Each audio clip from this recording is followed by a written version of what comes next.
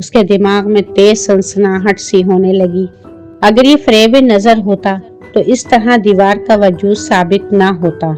وہ کتنی دیر تک پتھر پر ہاتھ پھیرتا رہا، پھر 2 قدم پیچھے ہٹ کر گہری نظروں سے دیوار کا جائزہ لینے لگا۔ چکنے پتھر ایک دوسرے کے اوپر اس طرح مہارت سے جمائے گئے تھے کہ ان میں ذرا سی بھی جھرری نظر نہیں آ رہی تھی۔ وہ دیوار کے ساتھ ساتھ چلتا رہا۔ اسے یہ جان کر حیرت ہوئی کہ فصیل میں کسی جگہ بھی کوئی پھاٹک وغیرہ یا اندر داخل ہونے کا راستہ موجود نہیں تھا۔ نہ ہی شیشے جیسی چکنی دیوار میں کسی جگہ کوئی ایسا خلا تھا جس کے ذریعے اوپر چڑھا جا سکتا ہو۔ یہ بلند فصیل یقیناً بیرونی حملہ آوروں سے محفوظ رہنے کے لیے بنائی گئی تھی، لیکن آمد و رفت کے کسی راستے کی عدم موجودگی پروفیسر وقار کے لیے ایک حیرت کا باعث تھی۔ یہ تو ہونے سے رہا کہ اس عمارت کے مقیم فصیل سے باہر آنے جانے کے لیے کسی قسم کے پر استعمال کرتے ہوں گے۔ بہت دیر کی سوچ بچار کے بعد پروفیسر وقار اس نتیجے پر پہنچا کہ آمد و رفت کے لیے یقیناً کوئی خفیہ راستہ ہوگا اور فوری طور پر اس راستے کی تلاش کر لینا ممکن نہیں تھا۔ وہ دوبارہ ان کھنڈروں میں آگے اور ایک بار پھر گہری نظروں سے ایک ایک انچ حصے کا جائزہ لینے لگا۔ کھنڈر کی آخری شکستہ دیوار اور ٹیلے کے درمیان زمین میں سیاہ رنگ کا ایک پتھر دیکھ کر وہ رک گیا۔ وہ نیچے جھک کر پتھر کے آس پاس سے مٹی ہٹانے لگا۔ چند منٹ کی کوشش کے بعد وہ اس پتھر کو زمین سے نکالنے میں کامیاب ہو گیا۔ پتھر نکلتے ہی اکھڑنے والی مٹی کا کچھ حصہ زمین کے اندر غائب ہو جانا اس امر کی طرف اشارہ تھا کہ اس کے نیچے کوئی خلا موجود ہے۔ وہ اس چھوٹے سے گڑھے میں سے مٹی کھرچنے لگا۔ چند منٹ بعد گڑھے کی تہہ میں ایک چھوٹا سا سوراخ بن گیا۔ آس پاس سے گرنے والی مٹی اس کے اندر غائب ہوتی چلی گئی۔ پروفیسر وقار کی آنکھوں میں عجیب سی چمک ابھر آئی۔ اسے یقین سا تھا کہ عمارت میں آمد و رفت کا خفیہ راستہ انہی کھنڈرات میں کسی جگہ پوشیدہ ہے۔ اس نے گڑھے کے اندر نظر آنے والا دوسرا پتھر اکھاڑنے کی کوشش کی مگر کامیاب نہ ہو سکا۔ دوپہر ہو چلی تھی اور مزدور ایک طرف پتھروں کے چولہے بنا کے کھانا پکانے کی تیاری کر رہے تھے۔ راجہ اپنے خیمے کی فولڈنگ بیڈ پر سو رہا تھا۔ پروفیسر وقار نے اسے جگانے کی کوشش نہیں کی اور اپنے خیمے میں آ کر بیٹھ گیا۔ کھنڈرات کے معائنے کے دوران وہ دیکھ چکا تھا کہ سرکاری ماہرین ان کی دوسری طرف کھدائی کرتے رہے تھے اور ٹیلے والی سمت انہوں نے کوئی توجہ نہیں دی تھی۔ باقاعدہ کھدائی شروع کروانے کے لیے اس نے اگلے روز کا پروگرام بنا رکھا تھا، لیکن پتھر کے نیچے اس خلا کا انکشاف ہونے کے بعد وہ اسی سپہر 2 مزدوروں کو ساتھ لے کر اس جگہ پہنچ گیا۔ اس مرتبہ راجہ بھی اس کے ساتھ تھا۔ پروفیسر وقار کے اشارے پر مزدور کھدائی کرنے لگے اور وہ دونوں قریب کھڑے دلچسپ نظروں سے دیکھتے رہے۔ کھدائی میں سیاہ رنگ کے پتھر برآمد ہو رہے تھے۔ ہر پتھر اکھڑنے کے بعد مٹی نیچے پیدا ہونے والے خلا میں غائب ہو جاتی، جس سے فی الحال صرف یہی اندازہ لگایا جا سکتا تھا کہ یہ پتھر بغیر کسی ترتیب سے اس جگہ ڈھیر کر دیے گئے تھے۔ اب تک تقریباً 3 فٹ گہری کھدائی ہو چکی تھی۔ ان پتھروں کا رخ ٹیلے کی طرف تھا۔ شام تک تقریباً 8 فٹ لمبی اور 5 فٹ گہری خندق تیار ہو چکی تھی۔ پتھر نکلنا بند ہو گئے تھے اور اب بھری مٹی میں کھدائی کرنا زیادہ دشوار نہیں رہا تھا۔ سب سے آگے والا مزدور ایک ہی جگہ کدال چلا رہا تھا۔ اس کی کدال بار بار کسی چیز سے ٹکرا کر اچٹ جاتی۔ آخری مرتبہ ایسی آواز ابھری تھی جیسے لوہے سے لوہا ٹکرایا ہو۔ یہ آواز سن کر وہ مزدور تو چونک گیا، لیکن پروفیسر وقار وغیرہ شاید اس طرف توجہ نہ دے سکے تھے۔ مزدور نے معنی خیز نگاہوں سے چاروں طرف دیکھا اور وہاں سے تقریباً 1-1.5 فٹ پرے ہو کر کدال چلانے لگا۔ شام کا اندھیرا پھیل رہا تھا۔ پروفیسر وقار کام بند کروانے کے بارے میں سوچ ہی رہا تھا کہ ایک دہشت ناک چیخ سن کر وہ اچھل پڑا۔ دوسرے بھی فوراً اس طرف متوجہ ہو گئے۔ وہ مزدور جو سب سے آگے تھا اس طرح بھیانک آواز میں چیخ رہا تھا جیسے اس نے کوئی بہت ہی خوفناک چیز دیکھ لی ہو۔ کدال کی نوک مٹی میں پیوست تھی اور اس کے ہاتھ کدال کے دستے پر جمے ہوئے تھے۔ یہ شاید خوف کا تاثر تھا کہ وہ کدال کو بھی ہاتھ سے نہیں چھوڑ سکا تھا۔ خندق میں کام کرنے والے دوسرے مزدور بھی سہم گئے، لیکن کسی نے بھی آگے بڑھنے کی کوشش نہیں کی تھی۔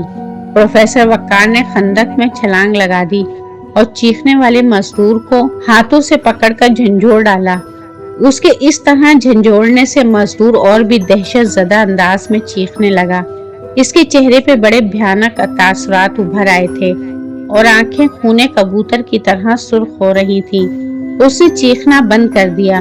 وہ چند لمحے شعلہ بار نگاہوں سے پروفیسر وقار کی طرف دیکھتا رہا، پھر اچانک اس نے پوری قوت سے پروفیسر کو پیچھے دھکیل دیا اور بھیانک انداز میں چیختا ہوا خندق میں ایک طرف دوڑا۔ پکڑو اسے پکڑو! پروفیسر وقار جو اس کے دھکے سے گر چکا تھا اٹھنے کی کوشش کرتا ہوا چیخا۔ اس دوران راجہ بھی خندق میں چھلانگ لگا چکا تھا۔ وہ اور دو مزدور بے وقت اس کی طرف لپکے۔ راجہ اسے زمین پر گرا کر اس کے سینے پر سوار ہو گیا اور اس کے دونوں ہاتھوں کو گھٹنوں کے نیچے دبا لیا۔ مزدور اپنے آپ کو چھڑانے کی کوشش کے ساتھ دہشت ناک انداز میں چیختا رہا، پھر اس کی آواز گھٹتی چلی۔ خندق کے کنارے پر راجہ کے علاوہ صرف دو مزدور رہ گئے تھے۔ ان کے چہرے بھی خوف سے پیلے پڑ چکے تھے۔ پروفیسر وقار چند لمحے کرمداد کے جسم کو ٹٹول کر دیکھتا رہا، پھر اس نے سیدھے ہو کر راجہ اور دونوں مزدوروں کو نیچے آنے کا اشارہ کیا۔ ان تینوں کو یہ سمجھنے میں دیر نہیں لگی تھی کہ کرمداد ختم ہو چکا ہے۔ وقار کے اشارے پہ ان دونوں مزدوروں نے کرمداد کی لاش کو خندق سے باہر نکالا اور کیمپ کی طرف چل دیے۔ خندق میں وہ آہنی صندوق دیکھ کر راجہ کی آنکھیں بھی چمک اٹھی تھیں۔ اسے یقین تھا کہ اس صندوق میں ہیرے جواہرات بھرے ہوں گے، مگر اس وقت اس نے ایسی کوئی بات چھیڑنی مناسب نہ سمجھی۔ ان سے پہلے کیمپ میں پہنچنے والے مزدور ایک پیٹرومیکس روشن کر چکے تھے اور وہ ایک ہی جگہ سمٹے سہمے ہوئے بیٹھے تھے۔ کرمداد کی لاش دیکھ کر ان کی حالت کچھ اور بھی بگڑ گئی۔ لاش وہاں چھوڑنے کے بعد پروفیسر وقار نے دوسرا پیٹرومیکس بھی روشن کر لیا اور دو مزدوروں کو اشارہ کر کے دوبارہ خندق کی طرف چل دیا جہاں وہ آہنی صندوق موجود تھا۔ خندق کے کنارے پر پہنچ کر اس نے پیچھے گھوم کر دیکھا تو مزدور غائب تھے، البتہ راجہ چلا آ رہا تھا۔ وہ دونوں کہاں رہ گئے؟ پروفیسر وقار نے پوچھا۔ ان پر دہشت طاری ہے، میرا خیال ہے اب وہ لوگ یہاں نہیں رکیں گے، راجہ نے جواب دیا۔ خیر یہ سب کچھ صبح دیکھا جائے گا، فی الحال ہمیں وہ صندوق نکالنا ہے۔ مجھے امید نہیں تھی کہ ہم پہلے ہی روز کامیابی سے اتنا قریب تر پہنچ جائیں گے۔ پروفیسر وقار نے معنی خیز نگاہوں سے اس کی طرف دیکھا اور صندوق کا جائزہ لینے لگا جس کے بالائی حصے پر اب بھی کدال پیوست تھی۔ اس نے کدال نکالی اور اس کے چاروں طرف زمین کھودنے لگا۔ یہ صندوق دوہری تہہ کا بنا ہوا تھا۔ بیرونی تہہ گل سڑ چکی تھی جبکہ اندرونی تہہ کسی حد تک درست حالت میں تھی۔ اس کی لمبائی 3 فٹ اور چوڑائی اونچائی 2 فٹ کے لگ بھگ تھی۔ صندوق زیادہ بھاری نہیں تھا۔ وہ دونوں اسے خندق سے نکال کر کیمپ میں لے آئے۔ کیمپ کی فضا میں 22-23 آدمیوں کی موجودگی کے باوجود سناٹا طاری تھا۔ تمام مزدور کرمداد کی لاش کے گرد سوگوار چہرہ بنائے بیٹھے تھے۔